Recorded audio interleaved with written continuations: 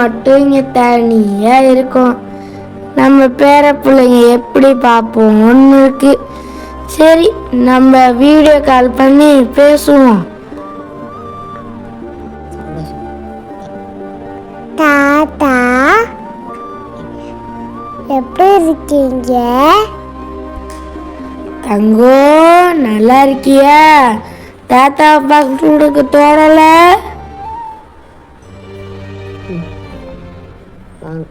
வாங்க தாத்தா ஊருக்கு.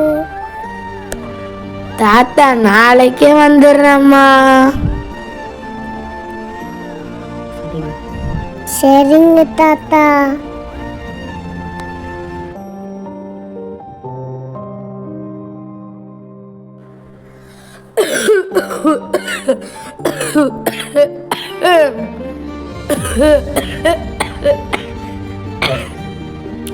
தங்கம், எங்கம்மா இருக்க? தாத்தா வந்துட்டேன். ஐ தாத்தா வந்துட்டாங்க. ஜாலி.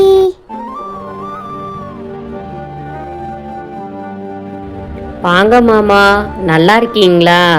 இப்பதான் வந்தீங்களா? வாங்க வாங்க உட்காருங்க. தண்ணி எதுவும் எடுத்துட்டு வரவா?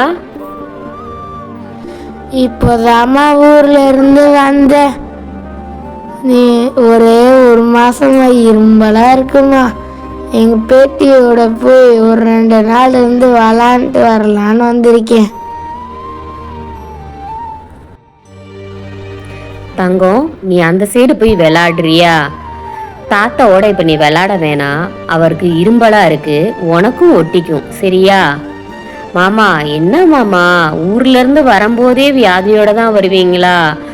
சின்ன பிள்ளைங்க இருக்கிற இடம்ல உங்களுக்கு இரும்பல் வந்துச்சுன்னா பாப்பாக்கும் வந்துரும்ல. நீங்க பேசாம 2 நாள்லாம் தங்க வேணாம் மாமா. மாமா, நீங்க பேசாம ஊருக்கு கிளம்புங்க மாமா. நீங்க ஊருக்கு போறதுக்கு நான் காசு தரேன். நீங்க போற வழியில கடையில வாங்கி சாப்பிட்டுட்டு போங்க மாமா. தயவு செய்து அவர்கிட்ட எதுவும் சொல்லிடாதீங்க, அவர் என்கிட்ட சண்டை போடுவாரு. நீங்க போயிட்டு உடம்பு சரியானோன்னா வாங்க மாமா, எதுவும் நினைச்சுக்காதீங்க. காசுலாம் ஒன்றும் வேணாம்மா, என் பேத்தி கூட விளாண்டதே போதும்.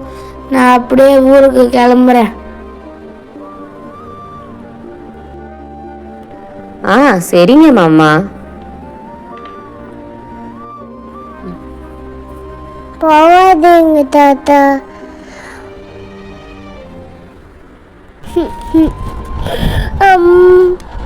தாத்தா போவாதீங்க தாத்தா.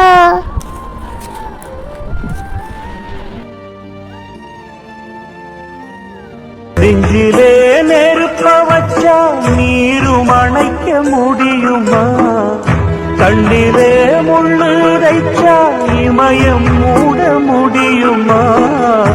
பாரத கதையும் கூட படியில் முடிஞ்ச காவியந்தா.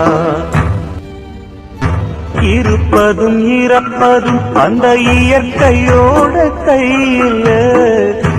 இருப்பதும் இறப்பதும் அந்த இயற்கையோட கையில. நான் மறைஞ்ச பின்னும் நிலைப்பது என் உயிர் எழுதும் கதையில. சந்திரனே சூரியனே நட்சத்திர நாயகனே. சந்திரனே சூரியனே நட்சத்திர நாயகனே.